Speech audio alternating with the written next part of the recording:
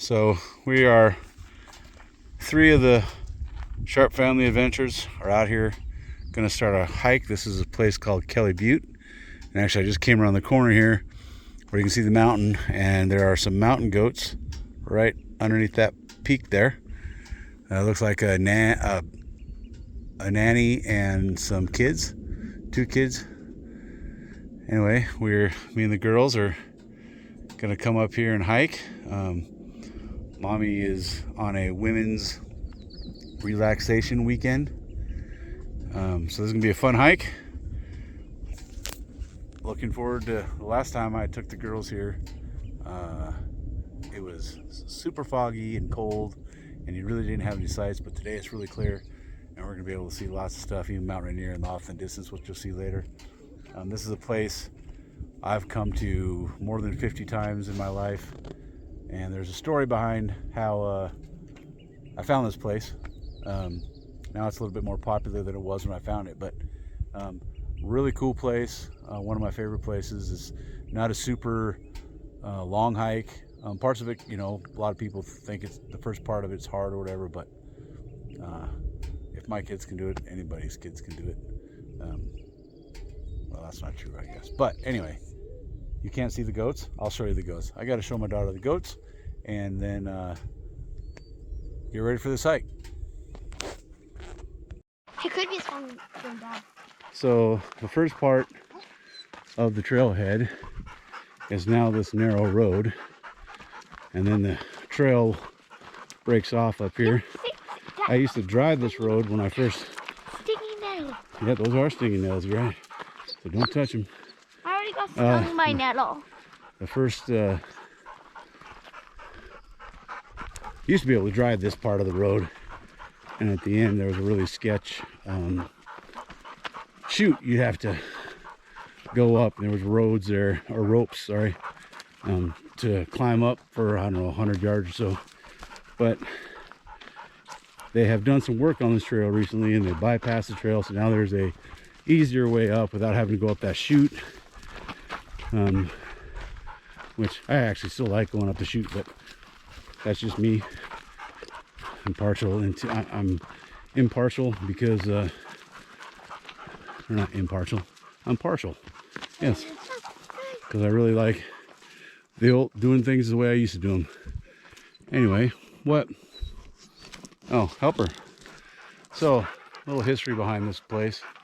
When I was in my 20s, I used to drive all these logging roads around up here, me and my buddy, and one time we were down low, and we came around a corner and we saw this fire lookout at the top of the hill, and we're like, well, there has to be a way to get up there, and we could not find a way. Like, for some reason this road was a mystery to us, and we ended up basically climbing up shale rock and cliff edges, hanging on to our dear life, onto huckleberries and all other kinds of bushes.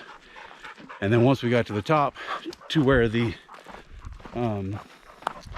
fire lookout was, we followed the trail down and figured out an easier way to get here. And I've been here, like I said, too many times, like at least 50, 60 times. And back in the day, the fire lookout was pretty rugged looking. The door wouldn't shut, the windows were broke, and you could tell people had been in there. And there actually was a logbook, and people would put in what day they were there, or what the weather conditions were like, what animals they saw on their way, and so few people used to come up here that you'd only see like maybe 5 returning names every time you came up here. And mine sometimes actually, I was the only one that logged in 2 times in a row, me and my buddies. And then one year we came up here and saw this big metal trunk up there, and we figured a helicopter had to have dropped it, and we figured they were going to be doing something, and slowly and surely they fixed up the fire lookout, and now you can actually take a class with the Forest Service to become a fire watcher, and You can stay up there for, I think it's like a minimum of 3 nights. Hopefully maybe there's somebody up there that we can talk to and they can give you more information on it. But you got to take this class, and then once you take that class and certified, you're allowed to stay up inside the fire lookout, but you're actually technically working and looking for fires while you're up there. Anyway, it's a pretty cool deal. The only problem I don't like about it is once they got the new fire lookout fixed, they moved the trail off this road, so it added like another mile to the hike. And then they put it in, they started marking, you know, made it a trail number and put it in the hiking books and the trail map and all that stuff. So now it's a pretty popular trail, where before I could spend days up here, not see anybody. And now when you come up here, especially on a weekend like we are today, you know, there's 10 cars at the trailhead, which technically is pretty small compared to a lot of the trailheads around here. But anyway, that is my history with this place. And like I said, the first time we came here, it was cloudy and you couldn't see more than 100 yards. Came here with us. Yeah, it was on a Father's Day actually. Yeah. Father's Day hike, me, the wife, and the kids. And it was foggy and you didn't have a view of the mountain or anything, but yeah, it snowed while we were up here. Cold. But today it's nice and clear. So when we get up top and get some views of Mount Rainier, I will show them to you.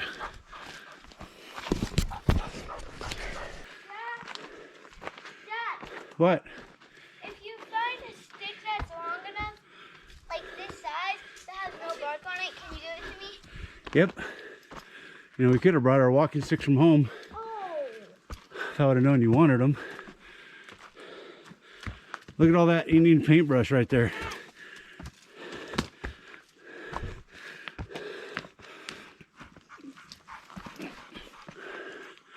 That way.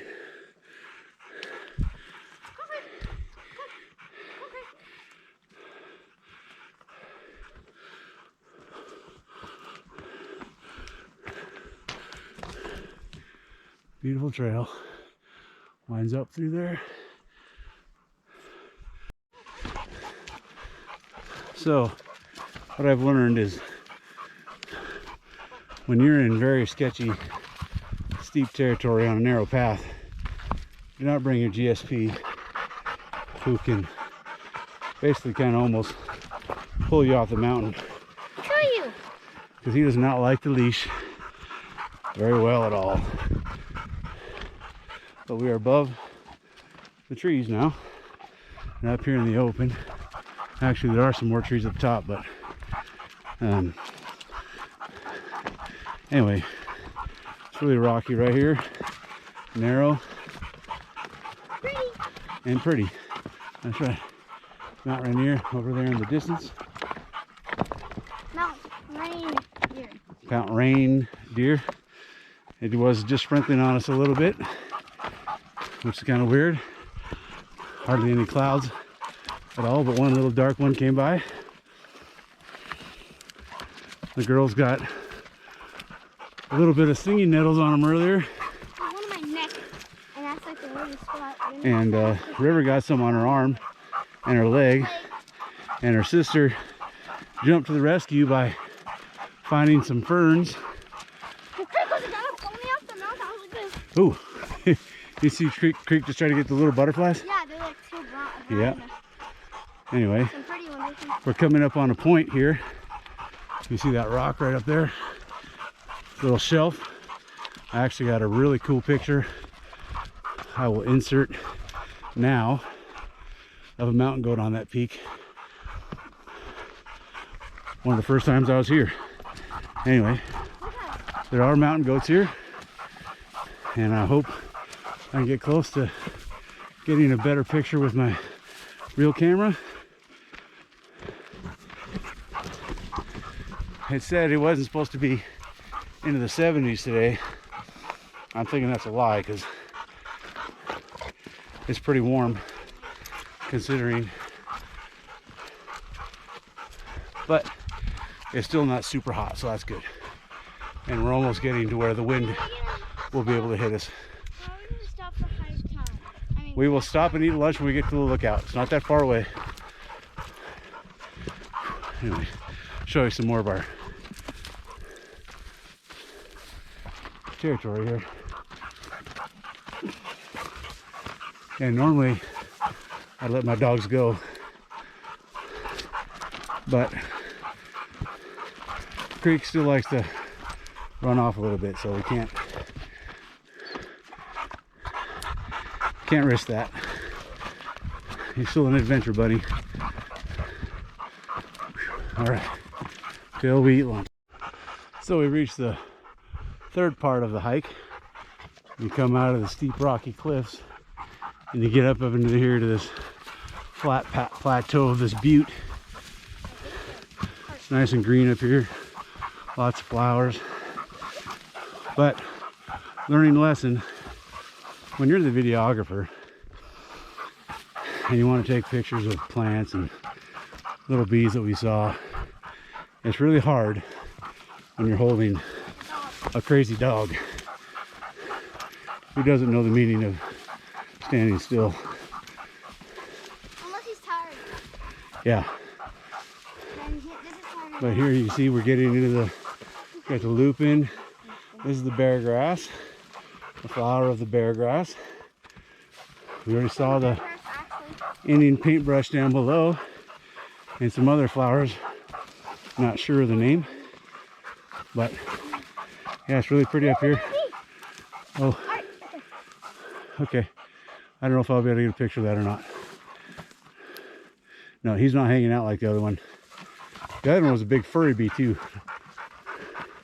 Okay, let's go. We had a really cool opportunity. I'm taking a picture of a bee. The girls kind of got one, but when I went to go take a high quality picture of it, I kept getting yanked around. Couldn't get it before it took off. But yes, it's cooler up here, huh? Much. Anyway, we're only about a quarter mile away from the lookout. We'll sit there and have some lunch. We are coming up over the last little climb before you can see the lookout.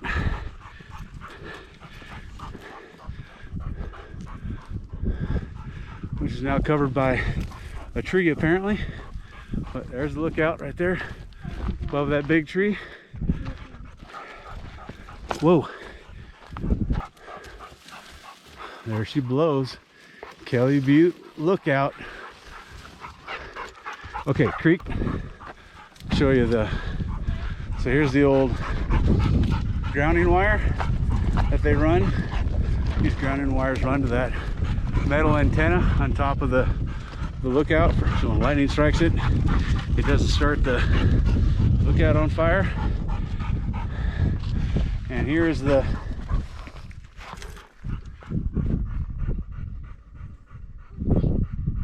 marker, Kelly Butte, U.S. geological marker. There's Mount Rainier. Top of it's covered up, but this is our views. Down there is a railroad valley. Yeah, there is no bed. I said we can sit on the wood deck. Creek, come on. Come up here to the top. Kelly Butte lookout, elevation 5,379 feet. There's a pond down there. I've seen bears on those ponds. So it's pretty cool. Cool view. And now we're gonna sit and take a lunch. Okay,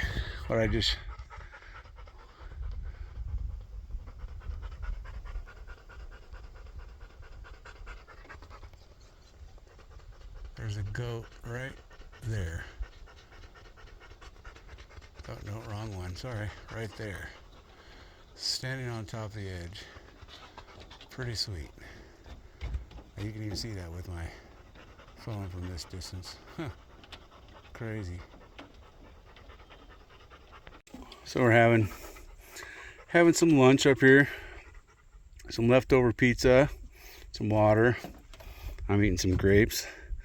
While we're overlooking this, that mountain goat's right over there. Here come some people. I'll have to show them the mountain goat. One of the other things I want to show you about this place. So, on this side of the cabin, lookout, there's this trail and it goes down. And it goes down here and it takes a left. So in this valley is a town called Lester.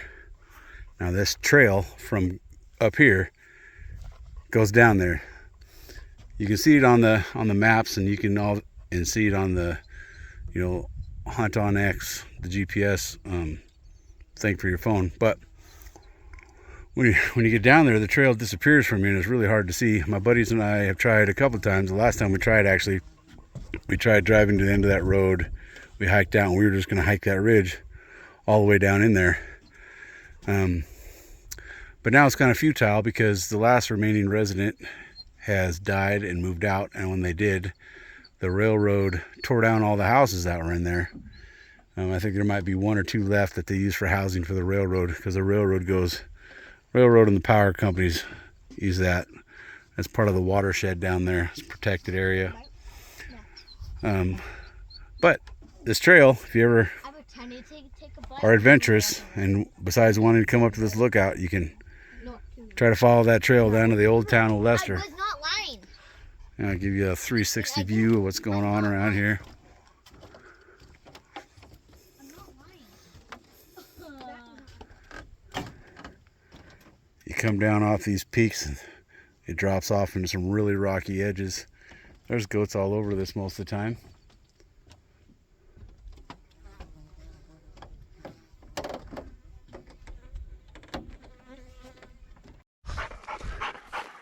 Okay, we're getting into mountain goat territory now.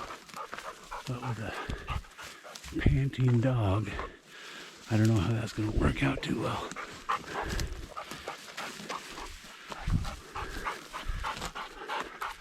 But we're on this ridge. Once we crest over, we should be able to see down below to where the goats are. Hopefully.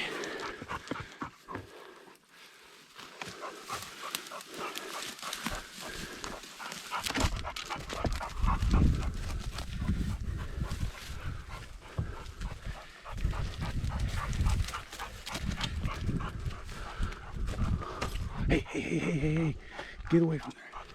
Get over here.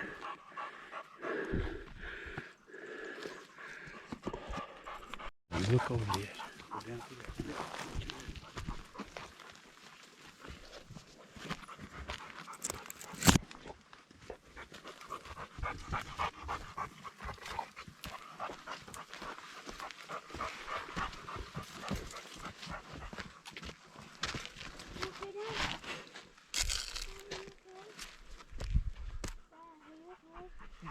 Never take a creek hiking again.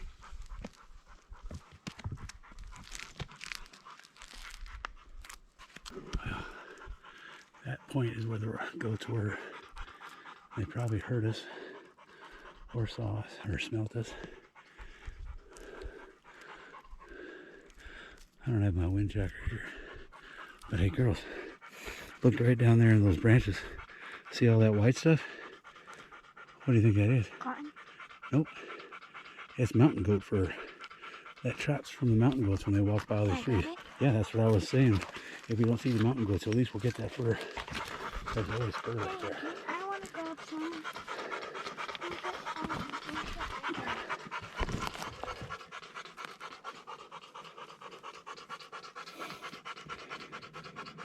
Here it comes. Show people what it looks like.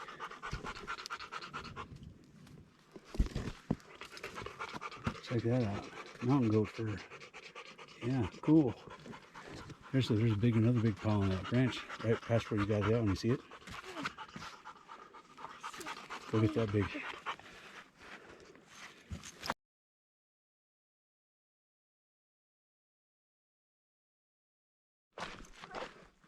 Well, once again, creek, here.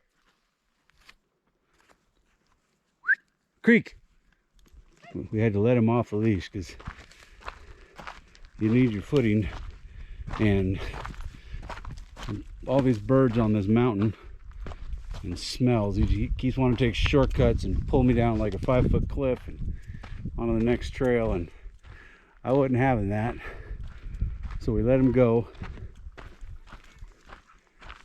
Dad, he's up there. Yeah, I see him. I think he's learned to stay a little close after his little whooping I gave him earlier.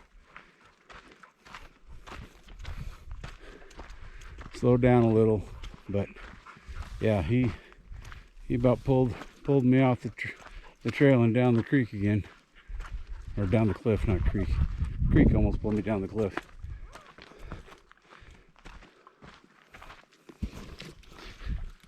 Which is frustrating for me because he's learning to be a bird dog, and he's okay. He's not great. He's a rescue, and his training collar got lost when we were for a walk one time, so I haven't gotten a new one yet because I'm trying to figure out what kind I want to get. Did you fall again? There's a what? Oh, that's a cool picture. Hold on. I gotta turn this off because we got a really cool butterfly right on the trail. Maybe we'll get a picture. Or actually, maybe I can just get it with a camera.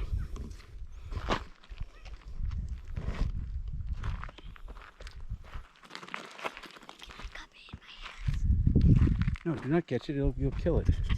Here, take this camera. Try to get as close to it as you can. Look through the screen.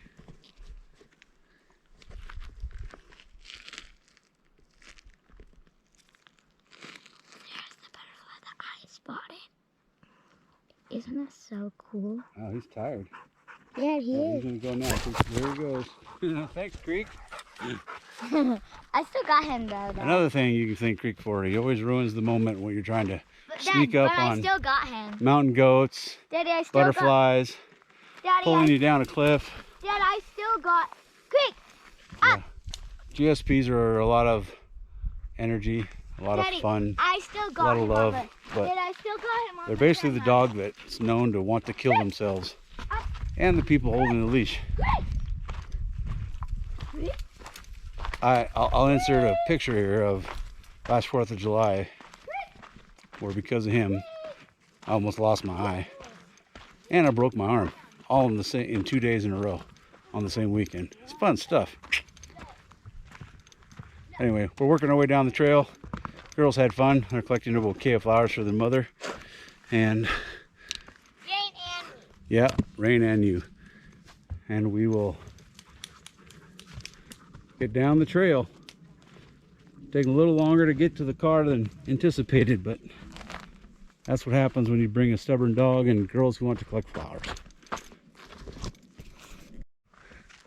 So he was doing good on the high trail coming down, but then once we hit this last road, he's just, I'm pretty sure when we get to the car, he's just gonna crash. Hey, Creek, here. Come here, bud. Come here. Yeah, we're almost there. He's not even running. We're gonna give you some water, and then you're gonna collapse. I'm a pile full. Can't even speak. I'm a pile full of bones. Yeah? Yeah, that's what he's gonna be, a pile full of bones. Yeah, he's been going off the road and exploring down there. No, this is him. I'm a just pile like my full old of dog used to do.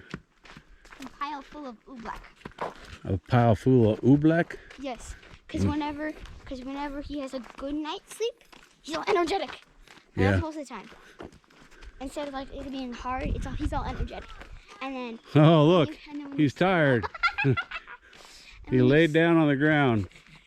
He's not rolling in poop, is he? Oh, Okay. okay, but as I was saying, and then when you slowly sink your hand, and that's when he's so tired from hunting, hiking, or something like that, and then he's just like, I'm a pile full of poop. I just got a text from Mommy. She says she's home. Let's go! Yeah. She's gonna take a River, Mom's home! And she's gonna take a nap, so she'll probably be sleeping when we get there. Or maybe she'll be up, who knows. This is my party dance. Your party dance? Your mommy's home dance? You miss your mommy over the weekend dance? Yes. This is my one for you, Dad.